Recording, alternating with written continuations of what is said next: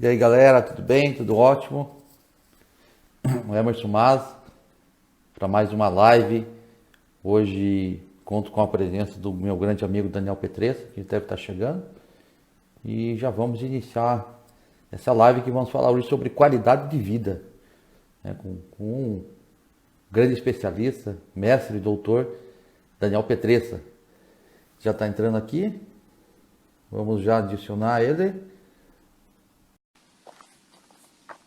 É isso aí, pessoal. O Daniel já entrou, já está conectando e já vamos iniciar a nossa live.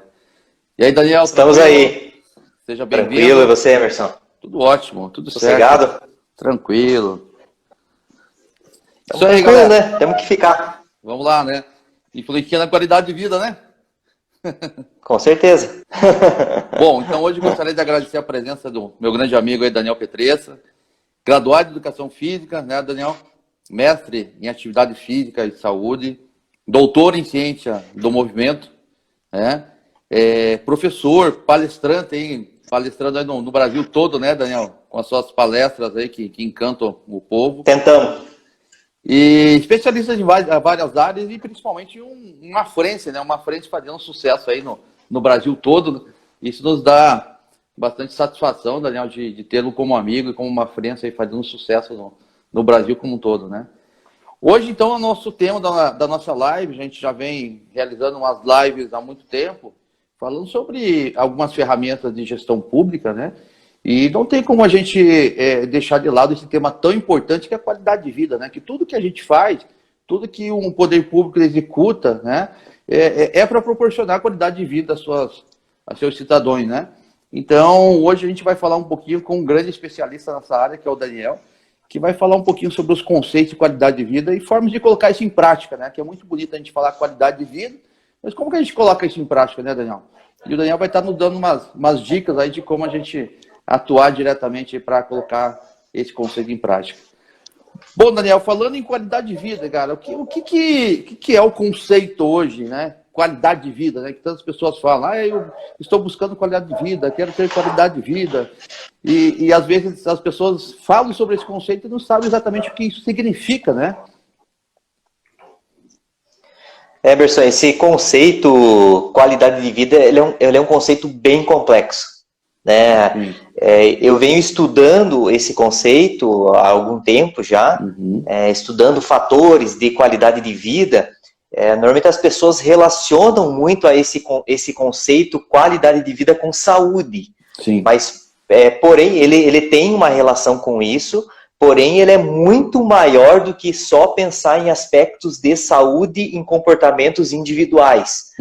A primeira situação que a gente fala em qualidade de vida é que ela é subjetiva.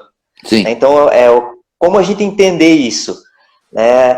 Fases de vida das pessoas tendem a você querer coisas diferentes e você priorizar coisas diferentes. Então, a primeira situação, quando a gente fala do conceito de qualidade de vida, é a subjetividade. Primeiro, se eu quero saber se uma pessoa quer melhorar a qualidade de vida, primeiro eu tenho que saber o que ela tem como percepção, o que é qualidade de vida para ela. Então, a gente tem... E aí a gente não vai ter o certo e o errado, vai ter a tua percepção daquele fator. Eu dou um exemplo. Você tem um tempo livre. Você pode caminhar com a tua família, você pode ficar sentado assistindo TV. São comportamentos... E aí são escolhas pessoais, né, da relação da qualidade de vida. Pode ser que para aquele momento é o que ele quer, ficar sentado, então para ele aquilo é qualidade de vida. Perfeito. E eu não posso julgar esse momento de percepção, porque a qualidade de vida ela é subjetiva. O que a gente vai tentar aqui conversar um pouquinho é como que cientificamente alguns autores conceituam a qualidade de vida e como que nós aqui, por exemplo, a gente pode trazer para a nossa realidade aqui de Rio Mafra, e da nossa região, e como que a gente percebe essa qualidade de vida. Eu acho que isso é muito importante. A qualidade de vida, ela vem muito da percepção de bem-estar que as pessoas têm. Né? Eu acho que esse momento agora de pandemia, ele é um momento que as pessoas começaram a dar um pouco mais de valor para a saúde. Né? Então, no Brasil inteiro, no mundo inteiro. Né? Porque até então, você só dá valor para a saúde quando você perde ela. Né? Enquanto você não está sentindo nada, está tranquilo. Mas você dá valor para a saúde quando você perde ela. Isso tem alguns aspectos relacionados à qualidade de vida. Nós vamos falar um pouquinho mais sobre isso aí, na nossa live. Perfeito, perfeito. E é interessante assim, né, Daniel, que a gente fala em qualidade de vida, a gente vive em vários ambientes, né? Então a gente vive no ambiente familiar, a gente vive no ambiente do trabalho, a gente vive no ambiente sociedade, né? E é importante todos esses conceitos estar alinhados em todos os ambientes que a gente vive, né? Porque senão, de repente, eu tenho qualidade de vida na empresa onde eu trabalho e não consigo ter qualidade de vida na minha casa, na minha residência, no meu lar, né? Ou não consigo ter qualidade de vida no ambiente dos meus amigos, onde eu convivo, né? Então, isso é importante também, que a gente está nesses vários contextos, né? É até interessante uma questão até que ocorreu hoje, Daniel, numa auditoria que estou fazendo online, né, num cliente aí. Por que está ocorrendo hoje? A maioria das pessoas estão trabalhando em casa, né? Seus escritórios em casa, trabalhando de forma remota, né? Então, elas tinham um ritmo de trabalho na sua empresa, no escritório da empresa, e hoje o ritmo de trabalho é em casa, né? Então, mudou totalmente o contexto. E até é engraçado que era uma auditoria de sistema de gestão ambiental, a qual a empresa que está sendo auditada, ela tem todo o sistema de gestão ambiental dentro da empresa, né? Aí até eu questionei o próprio colaborador, tá, mas agora você está trabalhando em casa, como que você está colocando em prática esse conceito da gestão ambiental em casa, né? Porque por mais que está em casa, mas o processo está sendo executado na tua residência, os aspectos e impactos relacionados com o meio ambiente estão sendo gerados na sua casa. Os perigos e riscos de saúde e segurança hoje está vivendo na tua casa, não na sua empresa, né? Como que as pessoas estão entendendo, absorvendo esse conceito hoje com essa nova forma de trabalho que nos trouxe através da pandemia, né? Sabe, Emerson, que eu acho que o que é interessante a gente entender é que a qualidade de vida, ela é um conjunto de fatores. E aí, esses fatores, eles podem ser, a gente divide em dois blocos esses fatores. Os fatores socioambientais e os fatores individuais. Esses fatores, eles são modificáveis, alguns são mais difíceis de eu modificar. Alguns são fáceis de eu modificar, alguns é um pouco mais difícil.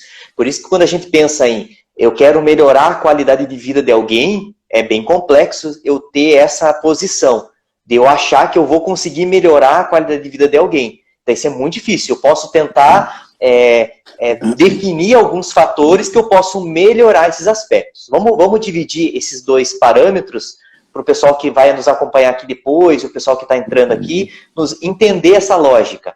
Os fatores socioambientais. O que são esses fatores? Esses são fatores mais difíceis de se modificar. Por quê? Porque são fatores que correspondem ao bairro que você mora, que vão corresponder à cidade que você mora, o estado que você mora, o país. Né? O que são esses fatores socioambientais? São fatores de moradia, de saneamento básico, são fatores de segurança, de educação, locais de lazer. Então, veja que são assistência médica. Esses fatores socioambientais, é difícil um cidadão comum conseguir modificar esses fatores, porque é um fator que não depende só dele. Vamos dar um exemplo prático para a Mafra aqui. Né? Bastante gente entrando aqui, que está entrando, que são de Mafra. Nós temos poucos pontos de lazer. Perfeito. Nós temos, por exemplo, Vila Nova. Vila Nova é o maior bairro do município e não tem nenhuma praça. Você não tem um ponto de lazer. Eu moro na Vila Ferroviária. Eu não tenho nenhum ponto de lazer. Sim. Eu tenho uma praça que foi construída lá, que para mim aquilo é um estacionamento, não é uma praça, porque ela não tem padrões para ser uma praça, para ser colocado como uma praça. Sim. E mesmo assim se perceba que as pessoas elas lotam aquele espaço. Porque isso afeta a qualidade de vida no lazer. Porém, eu como cidadão aqui, eu como morador da Vila Ferroviária, eu até posso fazer um abaixo-assinado aqui no bairro posso talvez falar com o vereador e a gente tentar achar um espaço para construir um espaço de lazer aqui nessa vila. Mas é bem difícil fazer isso. Sim. Então, quando eu falo nesses fatores socioambientais, é um fator muito importante do setor público. Sim. Né? Eu posso auxiliar nesse processo. Eu acho que todo mundo, como cidadão, tem que auxiliar nesse processo de construção da qualidade de vida do seu bairro, do local que você mora.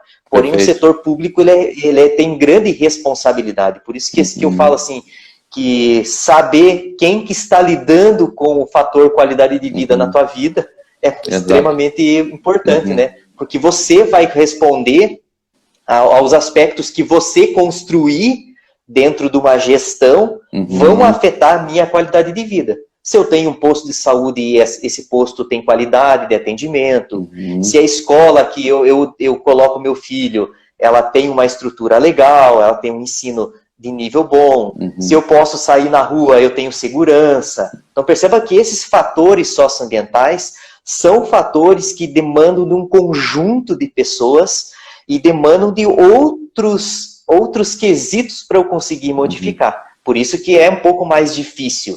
Né? Você percebe que tem pessoas que mudam de cidade. Né? Há algum tempo atrás, muita gente queria ir para São Paulo. Sim. Quer ir para as grandes cidades. E aí você começa a ver o retorno. As pessoas que moram em São Paulo e querem ir para o interior, porque daí tem mais qualidade de vida. É nesses fatores socioambientais que a gente está falando, nesse primeiro momento.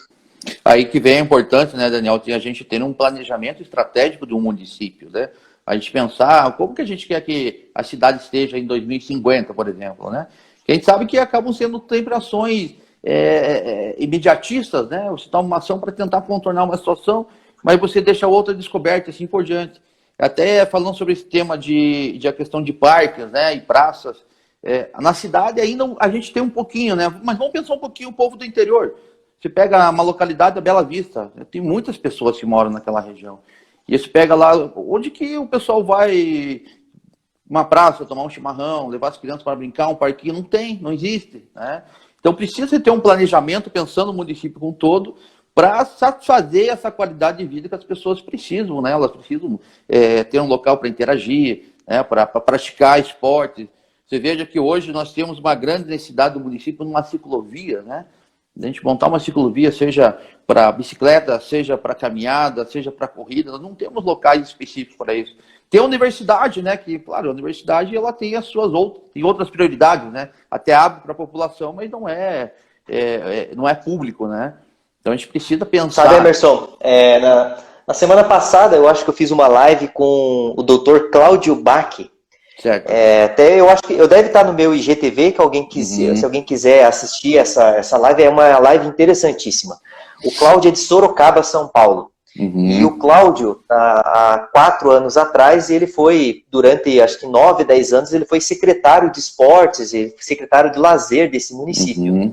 E eles transformaram, é uma coisa que ele sempre gosta de falar, que não foi ele, foi uma equipe com várias secretarias, a junção de várias secretarias, e eles modificaram a cidade de Sorocaba para a bicicleta. Então você tem quase 120 quilômetros interligadas de ciclovias dentro da cidade de Sorocaba, né, que é uma cidade de exemplo para a atividade física. Então perceba que a gente está falando desses fatores socioambientais, né, que o indivíduo ele acaba não tendo tanta influência na construção e ele depende que outras pessoas façam esses fatores. Eu acho que isso é fundamental, como você falou, num planejamento para as cidades. Acabou de entrar aqui o professor Luiz Paulo dos Mascarenhas, grande amigo meu ali de Curitiba. Legal, seja bem-vindo. Boa noite aí, professor Luiz. Referência aí na pesquisa aí, eu sei que ele tá com alguns trabalhos até na ONU aí. Paulo Mascarenhas aí, show de bola aí, Luiz. E eu acho que essas questões de qualidade de vida, nossas cidades, eu estou viajando muito, eu sei que você viaja também bastante, né, Emerson? E hoje eu sou avaliador, além das palestras, eu sou avaliador do INEP, né? O INEP é o Instituto lá de Avaliação do Ministério da Educação, e eu avalio os cursos de Educação Física no Brasil. Então, esse trabalho, junto com a palestra, faz com que eu viaje o Brasil inteiro. Né? Então, eu consigo eu consigo ter uma visão da realidade de vários locais, né? O ano passado foi um ano que eu viajei bastante para algumas regiões do país que fazem com que eu reflita a nossa realidade aqui. Eu acho que isso é o mais legal de uma viagem assim, é você ter essas proporções das relações. Eu visitei uma cidade do Piauí, que, pô, nossa cidade é fantástica, perto da cidade que eu estava. Né? Não que tinha sido uma cidade ruim, mas é uma cidade muito diferente na organização. Sim. E provavelmente, como lembra que eu falei que a qualidade de vida é percepção subjetiva e pessoal? Como eu já tenho essa percepção da onde a gente mora, quando você chega numa cidade que não é tão boa, você tem uma percepção que talvez eu não conseguiria morar e não ter tanta qualidade de vida naquela cidade. Perfeito. Então, por isso que eu acho uma coisa que a gente também tem que valorizar a nossa cidade e brigar pelas coisas da nossa cidade. Exato. Eu acho que Mafra é uma cidade, eu gosto muito de morar, eu sou nascido aqui em Mafra, eu já tive a oportunidade de morar em alguns anos em outras cidades, mas eu retorno para Mafra, né? Porque aqui estão as minhas raízes. Perfeito. E eu quero ver essa cidade crescer. Né? Eu quero ver a cidade manter o planejamento, manter qualidade nos serviços. Eu acho que nós somos capazes disso. Nós estamos num estado que é referência disso. Isso demonstra a expectativa de vida de Santa Catarina, dos municípios ao nosso redor aqui. Nós podemos ser referência aí nacional, quem sabe mundial, na valorização da qualidade de vida. Mas isso depende de planejamento. E sabe uma das coisas mais difíceis, Emerson, que você tem uma experiência grande e que você tem trabalhado com as prefeituras, é a junção das secretarias. A Secretaria de Saúde não pode pensar sozinha, sem pensar na Secretaria de Educação, sem pensar na de Obras, porque tudo está ligado, não é pastas diferentes, são propriedades diferentes que têm uma mesma função, que é melhorar a qualidade de vida da população nesses aspectos ambientais. Perfeito. Não só das secretarias, como a da sociedade também. Eu conheço bem o case de Maringá, Daniel. O case de Maringá, a sociedade civil, ela se organizou e criaram junto com o poder público um planejamento estratégico pensando no município. Aí você consegue analisar as expectativas, você fala que ela é subjetiva a qualidade de vida, quais são as expectativas que as pessoas têm com relação à qualidade de vida aqui no município, né? E transformar isso em projetos práticos que tragam um resultado efetivo, né? Eu lembro muito bem... Daniel, nós temos... Oi. Pode falar. Eu lembro muito bem, quando eu fui secretário de Desenvolvimento Econômico, você trabalhava na prefeitura, você estava na Secretaria de Saúde, né? A qual vocês criaram um projeto espetacular, que era o Mafra Informa, né? Um projeto que era espetacular, trouxe um resultado muito bom, né? A qual vocês apoiavam diretamente as pessoas no desenvolvimento das atividades físicas nas praças da cidade, né? Dando todo o suporte e apoio necessário, orientações para que as pessoas conseguissem desenvolver suas atividades, né? Você lembra desse projeto, Daniel? O que te traz de lembranças positivas? Esse projeto abriu as portas da minha carreira profissional. Então, eu devo muito à Secretaria da Saúde e devo às pessoas que estavam naquele momento na secretaria, que também, porque eu acho que uma das coisas que o Cláudio falou lá de Sorocaba, uma das coisas que me marcou na fala dele é a seguinte, ele falando, o prefeito queria. Ele queria esporte, ele queria atividade física, ele queria saúde. E aí, quando começa a partir de cima, um planejamento voltado a pensar em todas as secretarias voltadas à qualidade de vida, você começa a ter modificação. Né? Uma modificação dentro de uma cidade, veja que complexidade que a gente está falando. Uma modificação, por exemplo, eu quero começar que a população comece a se alimentar melhor aqui na cidade. Ela pode demorar em torno de 10 a 15 anos para que isso ocorra. Quem está entrando aqui é a Daiane Bendlin, a Paula, que acabou de entrar aqui, ela é da diretoria do Ministério da Saúde. Muito legal. Seja bem-vinda, Paula. Nós estamos trabalhando hoje, no momento, Emerson, nós estamos trabalhando, e a Paula também está fazendo parte desse trabalho lá no Ministério da Saúde, que é o desenvolvimento do guia de atividade física para a população brasileira. Eu tenho participado desse trabalho aí. Até, acho que outubro, nós devemos lançar no Brasil. São quase 60 pesquisadores do Brasil, né, e nós estamos fazendo criando esse guia para as pessoas fazerem atividade física. E aí nós estamos entrando num outro lado da qualidade de vida, que são os parâmetros individuais. Então perceba que até agora nós estamos falando dos parâmetros socioambientais, que eu falei que são parâmetros que tendem a ser um pouco mais difíceis de modificar. Esse é um ano que é um ano importante para isso, né? É um ano eleitoral, tem que saber quem são os vereadores, quem são as pessoas que você vai votar. Eu acho que isso é fundamental dentro desse processo, né? Verificar se existe planejamento para isso. Com certeza. Porque falar que vai melhorar a qualidade de vida das pessoas é fácil falar. Agora, eu quero ver me mostrar como que vai melhorar a qualidade de vida das pessoas. Então, lembra que pode levar 10 a 15 anos para isso ocorrer e aí, dentro Daniel, de um ambiente. Só pegando um gancho na tua fala, eu sempre defendo a seguinte tese, né? Que todo mundo fala, nós precisamos investir na saúde. Só que atualmente a gente vê investimento muito forte na saúde corretiva, né? O que é a saúde corretiva? Mais vagas de hospitais, mais remédios, né? Mais médicos, tudo na saúde corretiva. Só que é importante a saúde corretiva? Claro que é corretiva, é importante, mas precisamos investir na preventiva. O que é a preventiva? Fazer com que as pessoas não fiquem doentes, né? Que esse é o conceito da qualidade de vida, né? Todos um dia sabemos que vamos morrer, não tem, faz parte da nossa natureza. Mas como diz assim, que a gente chega ao final da vida com saúde, né? Que não fique dependente de remédio, dependente de você estar sendo internado em hospitais, em UTIs e tudo mais, né? Então que a gente consiga proporcionar a prevenção da doença, né? Porque a doença não exista. Essa situação de pandemia que nós estamos vivendo, né? A gente percebe que as pessoas que têm uma imunidade mais alta, elas estão tendo menos problemas com o vírus, né? Mesmo sendo contaminadas, não estão tendo complicações, né? Devido ao quê? Devido a ela ter uma qualidade de vida, ela ter uma imunidade maior, uma defesa mais forte do seu organismo. E isso é através de o quê? O que eu estava falando agora, alimentação, atividade física, a sua rotina, né? Que aí você consegue criar um escudo para qualquer tipo de doença. Sabe que você está falando agora dos parâmetros individuais. Então, nós falamos dos parâmetros socioambientais, que a gente falou lá de moradia, segurança, etc e tal. Acabou de entrar também aqui uma grande amiga minha, Michele, lá da USP Leste, lá de São Paulo. A Grace entrando aqui. Então, dá um abraço aí, ó. Luiz Bandeira. Abraço aí. A Cris, né? Infelizmente, muita gente morrendo mesmo. A Cris me elogiou ali minha palestra. Obrigado, Cris. Você é sempre uma incentivadora aí da minha palestra aí. E sabe que, Emerson, nós estamos falando dos parâmetros individuais. E dentro dos parâmetros individuais, nós temos 2 quesitos que são os mais importantes. Primeiro, hereditariedade.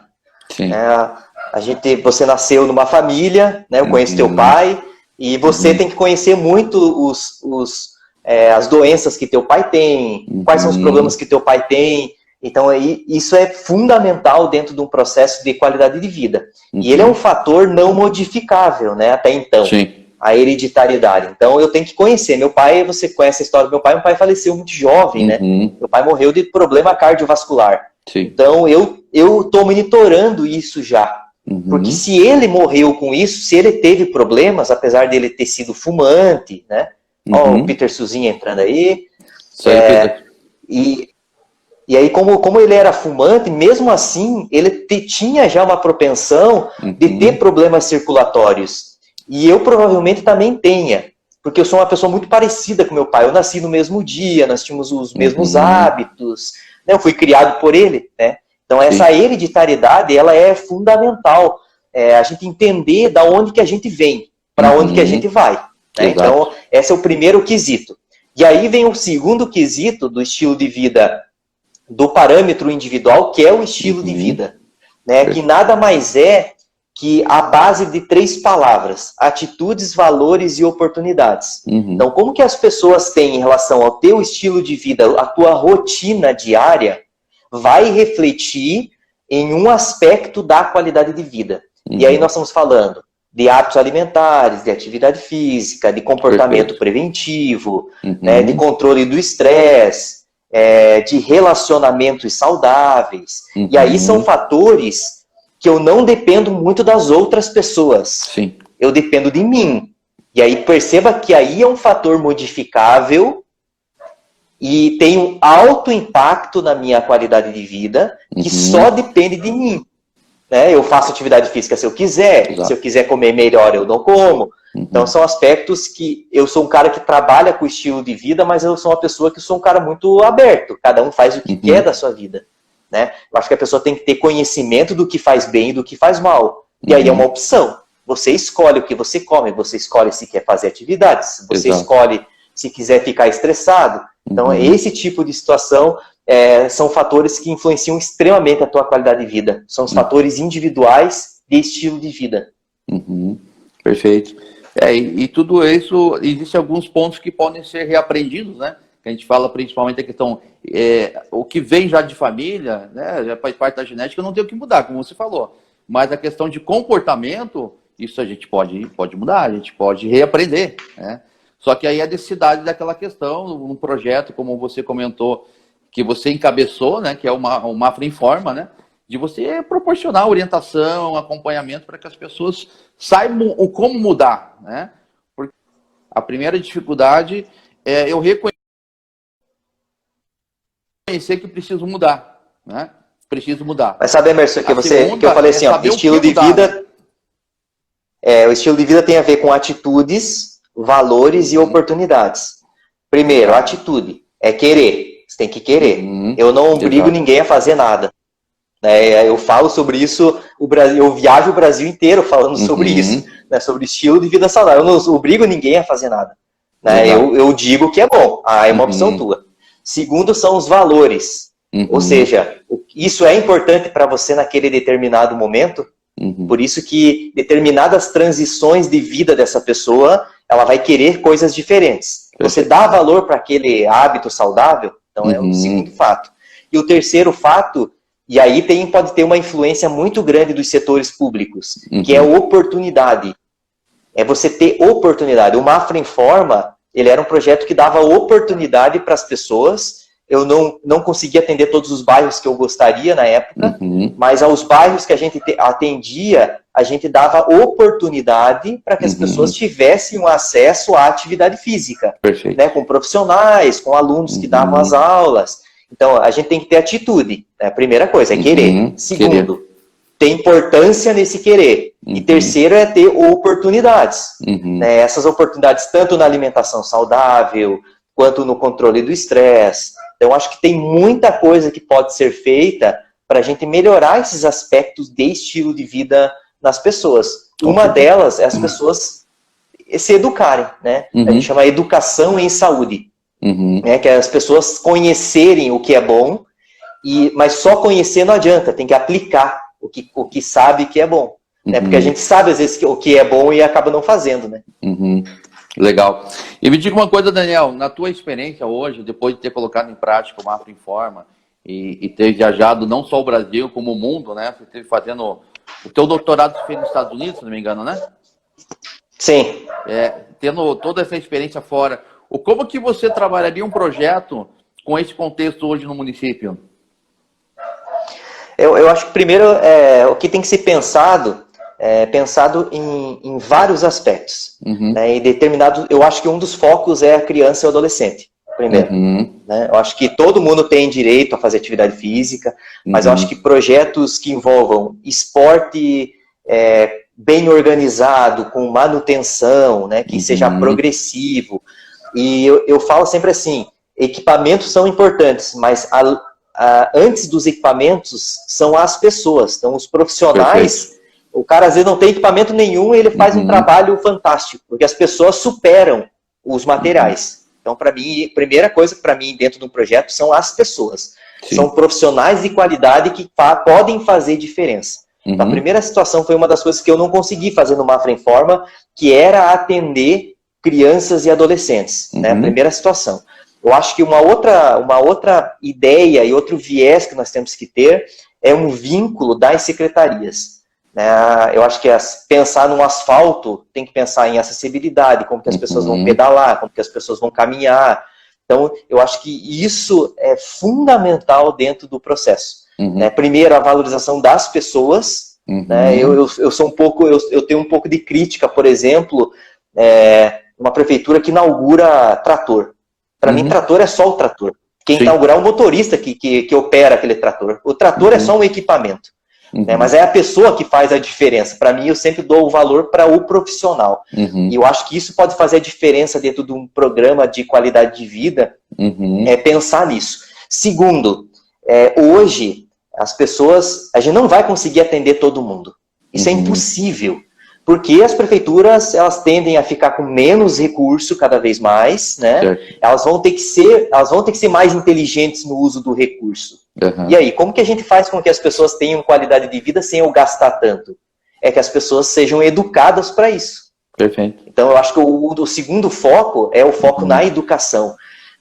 Talvez eu ter alguns locais para realmente oportunizar a prática, mas em determinados momentos a pessoa não precisa de ninguém para ser ativa fisicamente. Ela não precisa de ninguém para fazer alimentação saudável, porque ela vai lá e compra coisa saudável porque ela sabe que aquilo é bom para ela. Sim. Então isso seria o ideal, né, que as pessoas soubessem o que é bom e aplicassem dentro desse processo. Então, dentro do mundo tem vários programas sobre isso, né?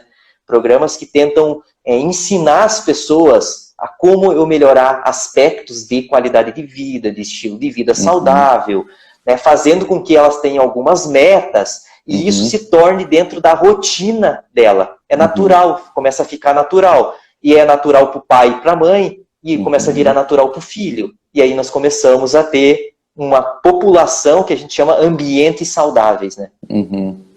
Exatamente. Perfeita a colocação, Daniel. E você me diga uma coisa, isso aí você vê assim, que dentro com jovens e crianças seria um projeto para se introduzir dentro já do currículo escolar ou seriam programas complementares? O que seria assim? Eu acho que a gente pode focar. Eu acho que nós temos vários locais que às vezes não são tão bem utilizados. Uma delas são os ginásios escolares. Acho que isso é uma das coisas que poderia ser melhor utilizados aí, com escolinhas, mas eu acho que assim, primeiro é reestruturar os profissionais que atuam nesses locais, né? Um dos grandes problemas de projetos como esse que a gente está conversando aqui, de qualidade de vida, é você dar algo bom para a pessoa e daqui a pouco você tira ela, porque, ou seja, você não tinha um planejamento muito bem. Então, muitos projetos eu estudei vários projetos no Brasil. Os meus estudos, eles são muito baseados na avaliação de projetos de atividade física, de promoção da saúde. E o que eu percebi, que grande parte dos projetos, eles não tinham um quesito que chama-se manutenção. Ou seja, se a prefeitura dependia de uma verba federal, e aí o governo federal ele corta essa verba, o programa é extinto. Isso não pode acontecer. Sim. Então, você tem que ter um planejamento que esse programa, esse projeto, ele se sustente mesmo que não tenham... Por isso que você, às vezes, vai ter que criar receitas num programa como esse. Né? Porque a partir do momento que você não tem uma receita que é pública, você tem parceiros dentro da comunidade que apoiam aquele projeto, e aí esse projeto tem continuidade. Talvez o mais difícil não é abrir o projeto. Abrir o projeto nós abrimos de hoje para amanhã. Sim. Agora, e manter ele. E aí, manter ele por 10 anos, um projeto que as pessoas vão sempre numa qualidade, no mesmo nível de qualidade. Isso é uma das coisas mais difíceis e é uma das coisas que eu verifiquei nos projetos que eu avaliei, tanto do Brasil quanto de Santa Catarina. Em Santa Catarina nós avaliamos 140 projetos voltados à saúde e atividade física, né? Perfeito. Dentro das secretarias. E uma das coisas que a gente identificou nesses projetos também, Emerson, é que os projetos atendiam poucas pessoas. Sim. E aí vem o grande problema, porque a partir do momento que eu preciso ter um profissional para atender, é caro, e eu não consigo atender tanta gente, eu tenho que ter um número muito grande de profissionais. Por isso que eu sou a favor que a gente chama de autoeficácia, onde a pessoa ela conhece o que é bom e ela faz sozinha. Quando ela precisa, ela vai buscar auxílio. Né? Então, eu acho que isso é o fundamental para a manutenção desses projetos, né? Legal. Aí vem aquela importância de você formar multiplicadores mesmo, né? Até você sabe que eu venho atuando muito forte aí com o conceito de empreendedorismo, né, Daniel? E a gente tem um programa aí via Sebrae chamado GEP, que é Jovens Empreendedores Primeiros Passos. Como que funciona esse GEP? A gente ensina os professores a repassarem o conceito de empreendedorismo para os alunos. Então, a gente está formando multiplicadores. Quando você consegue colocar esse conceito em prática, mesmo que você saia do projeto, o projeto vai continuar, você tem multiplicadores, né? E é justamente o que você está falando sobre esse conceito, né? Se formar multiplicadores para repassar os conceitos, né? Que aí, independente se a pessoa fica ou sai do projeto, o projeto tem continuidade. Como foi o caso, né? Pode falar. Eu acompanho um pouco esse teu projeto, eu acho fantástico esse projeto dos empreendedores aí. Uhum. Eu também sou um cara que tento empreender. Sim. E eu apanho bastante, porque eu não tive uma formação de empreendedorismo. Minha família não foi uma família empreendedora, então eu apanho bastante, porque eu erro muito, né? Porque normalmente eu estudo olhando algumas coisas do Sebrae, vou tendo algumas capacitações que eu vou atrás. Mas eu acho isso que você falou, acho que é fantástico. É você criar multiplicadores para a qualidade de vida, para a promoção da saúde. Né? A partir do momento que você tem um monte de gente, você não depende de uma pessoa só. Né? Um programa ele não pode ser a pessoa, ele tem que ser institucional. Exato. A pessoa sai, o programa continua. Porque senão a gente não vai ter sempre aquela recomeça de novo. Né? Sempre novamente, começa do zero. E aí a gente vai ter, enquanto a gente teria resultados em 10 anos, nós vamos ter resultado em 50 anos. Aí sempre começou de novo. Exato. Aí vem a importância, né, Daniel, de a gente ter no município um plano do município, não um plano do governo, né? Porque acontece, o governo de 4 em 4 anos muda, e o município não. Se a gente tem um plano do município, independente de quem é o prefeito, quem é o secretário, o plano vai ter continuidade, e é isso que a gente precisa, né? Você veja até, Daniel, o Exército, sabe que eu fui tenente do Exército, né? Tenho uma experiência muito boa de gestão interna. No Exército, o comandante de uma unidade militar ele muda de 2 em 2 anos.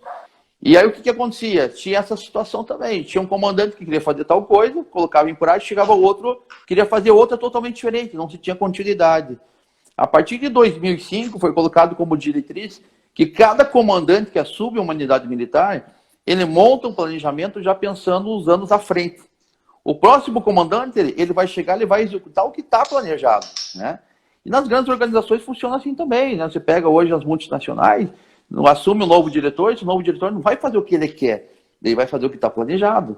Claro que ele vai ter algumas peculiaridades, que ele vai ter mais afinidade com uma ferramenta ou outra de gestão, mas o plano, o objetivo, ele é colocado a longo prazo. A gente precisa ter um objetivo a longo prazo.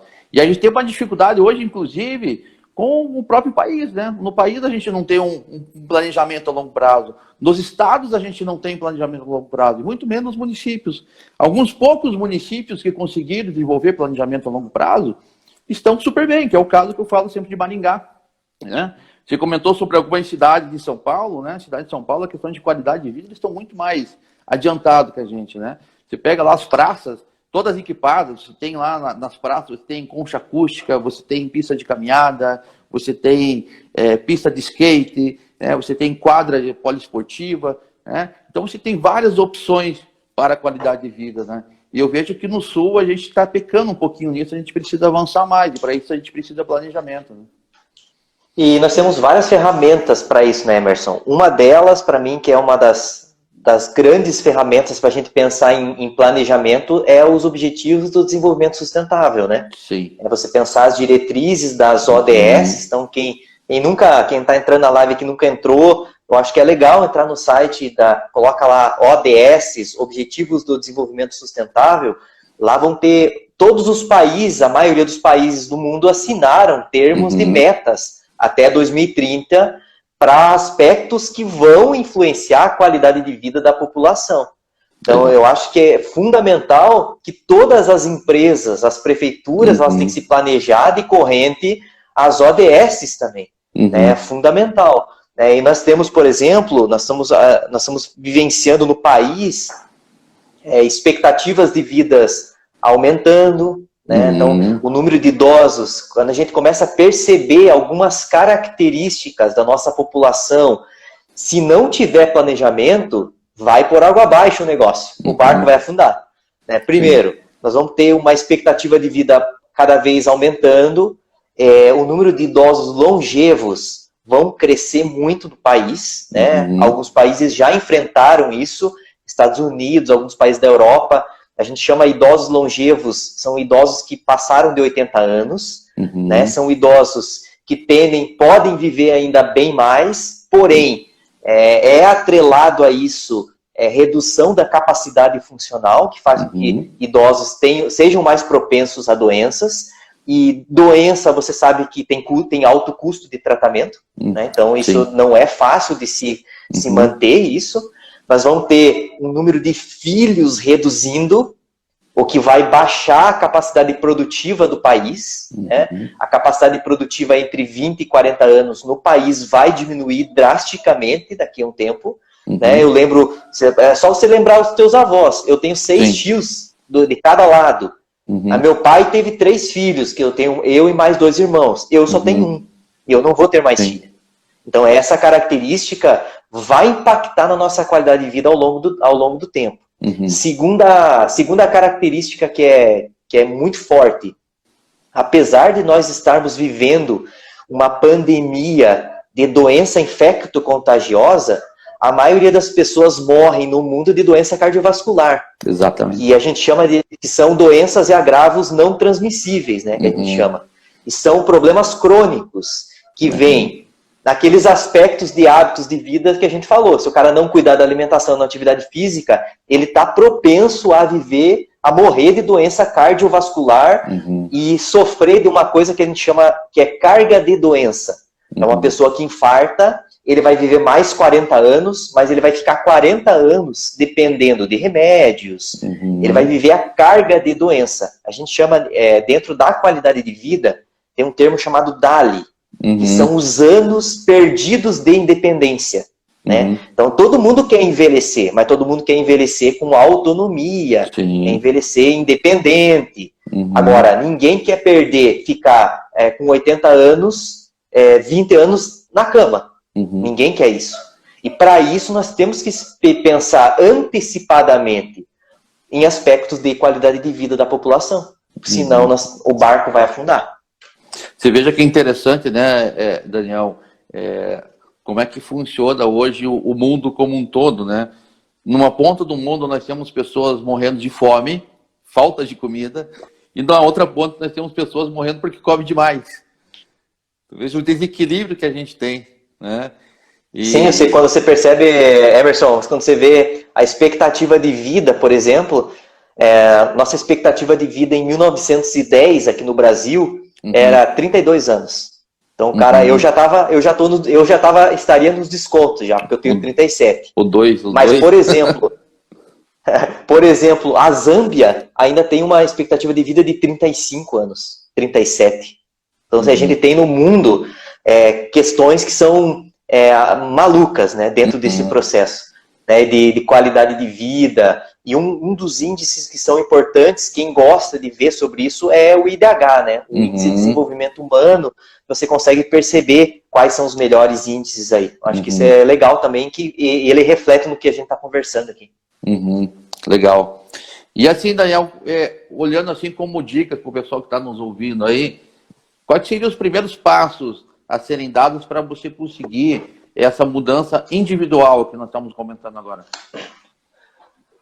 Eu acho que fundamental, a primeira, é focar nos comportamentos individuais. Lembra lá, alimentação, né, hábitos alimentares, é você fazer atividade física, hoje virou um carro-chefe a atividade física, né? É você pensar em comportamentos preventivos, é você, por exemplo, saber a tua pressão arterial, teus níveis metabólicos, colesterol, glicemia, né? Ir ao médico mesmo não tendo sintoma, né, de doença. É você pensar em relacionamentos saudáveis. Eu posso colocar que a gente tem 4 tipos de relacionamentos. Na tua casa, no teu trabalho, no ambiente em que você mora e no meio ambiente. Então a gente tem que pensar em relacionamentos saudáveis em todos esses locais. Se um desses aspectos, por exemplo, no teu trabalho é o inferno, você não gosta de ir, então você já está ferrado, né? Dentro desse aspecto individual, isso vai afetar a tua qualidade de vida. E por último, é o controle do estresse, que é realmente um desafio, né? Porque eu acho que nesse período que nós estamos vivenciando, que é um período atípico da história da humanidade, né? que é muita gente trabalhando em casa, muita gente tendo impacto, apesar de Santa Catarina nós estarmos mais acelerados aí com o retorno das atividades, mas muita gente quebrou. Por exemplo, eu perdi 8 palestras, só nessa brincadeira, né? Eu tinha palestras até outubro marcado, e isso faz com que as pessoas não consigam, a sanidade mental, ela começa a ser afetada dentro desse processo. E não é fácil, não. Isso é o chamado controle do estresse. Você saber o que faz bem para você, saber o que faz mal em relação a alguns comportamentos, algumas atitudes. Eu acho que a gente deve começar por esses comportamentos individuais. E eu sempre falo assim, que os pequenos hábitos fazem as grandes diferenças. Você não vai conseguir mudar radicalmente a tua vida, mas começa a mudar pontualmente. Você não faz atividade física, começa a caminhar 10 minutos, vai 10 minutos, né? Começa aos poucos. Eu acho que isso é fundamental para dentro de um processo de mudança. Né? Quando eu falo em dicas, né, para isso, sempre pensa nesses 5 comportamentos e sempre pensa na valorização do teu corpo. Eu acho que isso é fundamental. A partir do momento que você valoriza a tua saúde, a tua vida, você vai começar a se cuidar. Né? Não tem explicação. E aí vem outra questão que influencia muito na nossa região, é o clima, né? Chega a época de inverno, a tendência é o pessoal se esconder em casa, não, tá muito frio, não vou, né? E isso acaba influenciando bastante, né, Daniel? Acaba, por exemplo, assim, porém, a partir do momento que o cara tem isso como valor de vida, não faz diferença para ele se tá frio, se tá chovendo, ele vai e faz, né? Porque a mudança de comportamento, ela leva um pouco de tempo, né, para que ocorra. Então, se você tem algo na tua vida que você não gosta e você quer mudar um comportamento, vai demorar um pouquinho. Né? Alguns estudos demonstram aí 68 dias, 90 dias, 3 meses, para você mudar um comportamento. Né? Não é simples, não. Não é simples mudar, é dedicação. Eu tenho algumas coisas na minha vida que eu também tenho dificuldade de mudar. Né? Eu sou, por exemplo, vou dar algumas vivências minhas para o cara dizer, não, o Dani é um cara que é do estilo de vida saudável, ele faz tudo certo. Não, tem coisas que eu também tento melhorar ao longo dos meus dias. Uma delas, eu sou um cara muito ansioso. Então agora eu estou controlando um pouco mais, né? Eu tenho hobby, por exemplo, tá? Eu estou vendo o meu violão, que é um hobby que eu tenho. Né? Apesar de fazer parte do meu trabalho também, mas é um hobby que eu tenho, ele me acalma, me deixa tranquilo. Tem o Alexandre que está falando aqui, um grande músico aí. Obrigado aí, Alexandre, por estar acompanhando a gente aí. Então eu acho que isso é fundamental. A mudança de comportamento, ela não é fácil. Porém, ele dá valor, né? Ele é recompensador, porque você está pensando em você, né? Nesses comportamentos individuais aí. E essa questão que você comentou, financeira, influencia muito, né, Dani? Ainda mais nesse momento que estamos vivendo, né? As pessoas tendo prejuízo financeiro, muitas pessoas até perdendo seus empregos, as empresas aí perdendo mais de 80% de faturamento. Isso influencia muito no psicológico das pessoas, a pessoa começa a desanimar, começa a relaxar, e aí vem a ansiedade, ela começa a descontar essa ansiedade na alimentação, começa a comer fora do normal, né? Começa a comer comidas que não são saudáveis, ingerir bebidas alcoólicas, e tudo isso vai influenciando e vai recaindo na questão da qualidade de vida dessa pessoa, né? A gente reflete isso, Emerson, é refletido no Brasil. O Brasil é um campeão aí de venda de medicamento para depressão, por exemplo. E é uma preocupação que temos aí pós-pandemia, os psicólogos e todos os profissionais da saúde, eles vão ter que estar antenados aí, e nós vamos provavelmente ter uma onda de desordens mentais, né? Pessoas com crise de ansiedade, com depressão, né? Não é fácil realmente. Até às vezes baqueia o troço, né? Porque o cara tá naquela expectativa, daqui a pouco ele não consegue, ele perde o emprego. E perceba que quando a gente fala assim, sabe que você tocou num ponto que a gente não tinha falado até então. Tem gente que pergunta assim, dinheiro é felicidade, é qualidade de vida? Né? O dinheiro te traz conforto, te traz liberdade. E isso também é um aspecto que influencia. Tem, por exemplo, se eu for dentro de uma empresa, tem algumas pesquisas que revelam isso. Se for dentro de uma empresa e perguntar o que vocês querem que melhore a qualidade de vida, muitos vão dizer que não, aumenta meu salário. Mas não é só isso que vai fazer com que você melhore aspectos de qualidade de vida. Mas ele é um fator importante e ele está relacionado a um fator socioambiental que é vaga de emprego.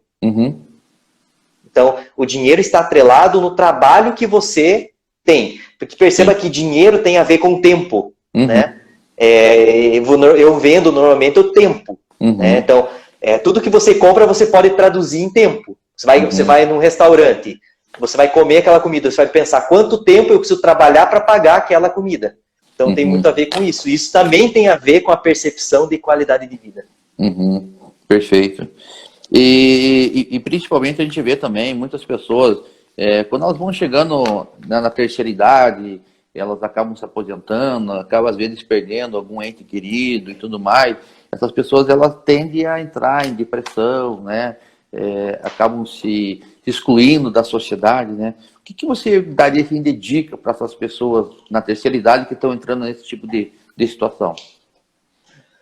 Eu vou em muitas empresas fazer o programa pós-aposentadoria, né? O cara, eu faço normalmente quando a pessoa está naquele processo de aposentadoria, que está nos últimos anos, e eu já fiz para pessoas que são recém-aposentadas. Acho que uma das opções é pensar que você tem ainda a função, né? Então, eu sou uma pessoa que faço várias coisas, né? Então, é uma das coisas que eu acho que é importante, você conhecer as suas potencialidades. Eu acho que isso é fundamental, né? Um dos cuidados que a gente tem que ter, e é uma das coisas que mais as pessoas refletem quando se aposentam, é que muitas delas só tinham os relacionamentos dentro da própria empresa. Elas não tinham relacionamento com outro grupo. E isso afeta drasticamente a qualidade de vida de um aposentado. Porque ele tinha um ambiente onde ele conversava e daqui a pouco ele só tem um ambiente dentro de casa. E isso prejudica. Uma dica que eu dou, fundamental, e não é por eu ser da educação física, mas normalmente pessoas que se envolvem em atividade física, elas começam a criar outros vínculos. Eu dou exemplo do nosso grupo de corrida aqui, né? A Hero. São 80, 100 pessoas que correm juntas. Então, tem pessoas que você começa a ter amizades, você começa a se reunir todo sábado de manhã para treinar, e isso faz com que aumente os relacionamentos. Acho que é fundamental que a pessoa perceba qual ponto ela fica mais frágil quando ela não tem mais esse vínculo. E hoje nós temos um mundo que pode ser criado novas carreiras, né, Emerson? Você que é do empreendedorismo aí, não importa a idade que você tem, hoje o mundo mudou muito, né? Eu acho que o mundo que nós tínhamos antes da pandemia não vai existir mais.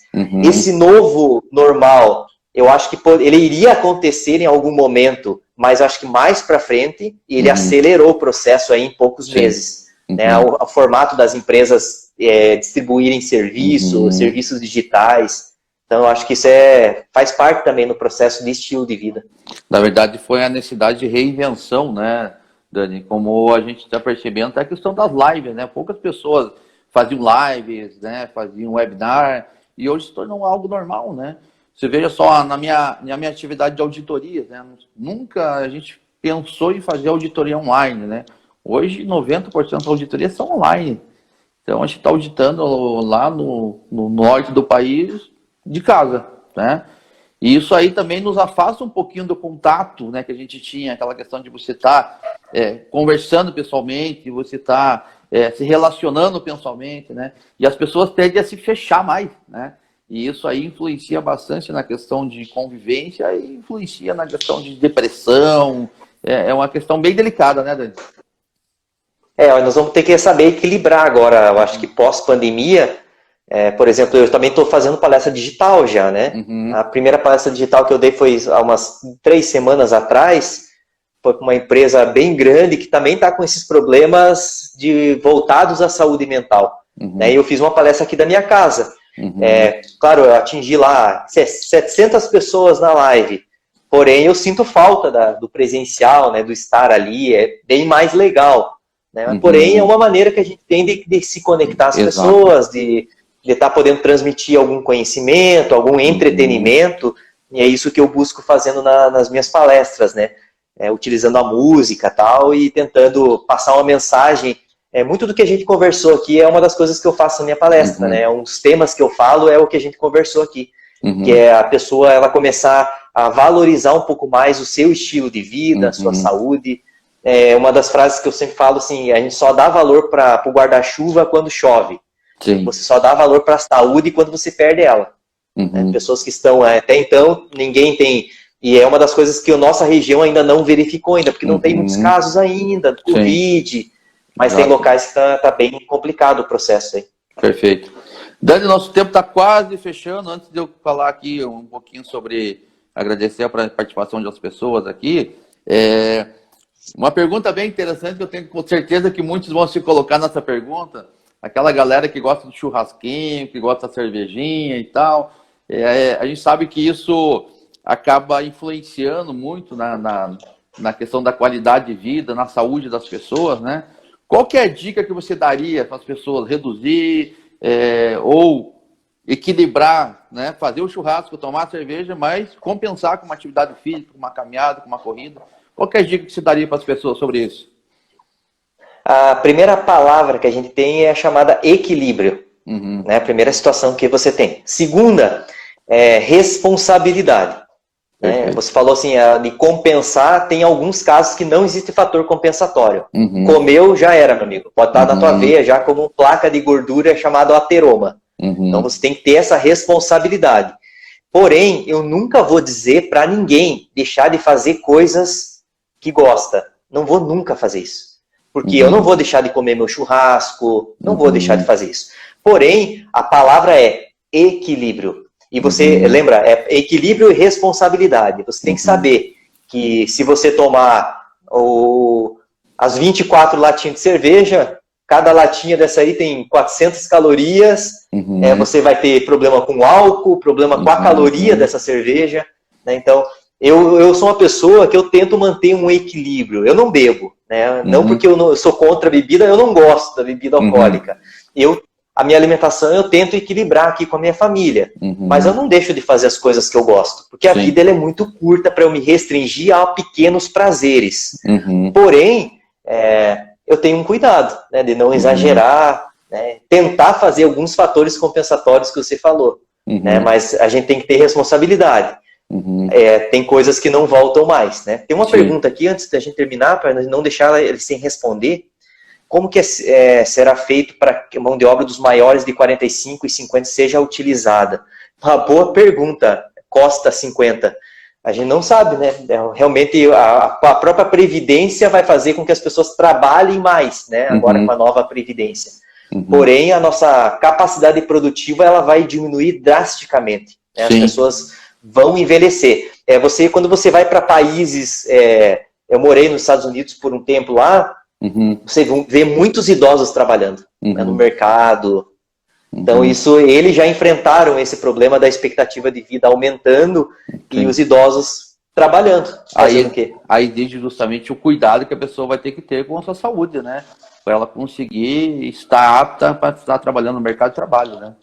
Infelizmente, não tem como ser diferente, né, Daniel? Legal. Sim. Bom, tem uma lista de pessoas que participaram aqui, mais de 50 pessoas, não vai dar tempo de anunciar cada uma delas, né? Mas eu gostaria de agradecer a todos que participaram da nossa live, aqueles que fizeram perguntas também. Daniel, muito obrigado aí pela sua participação, por estar compartilhando seu conhecimento conosco, e sempre que precisar, estamos à disposição. Está quase fechando o nosso tempo, né? Então, um grande abraço a todos. Daniel, quer fazer sua despedida? Pessoal, prazer aí, obrigado por todo mundo que entrou. Se alguém quiser conhecer um pouco mais do meu trabalho, é só me seguir lá, Daniel Petreca, né, e vai conhecer um pouco da minha palestra musical aí. Legal.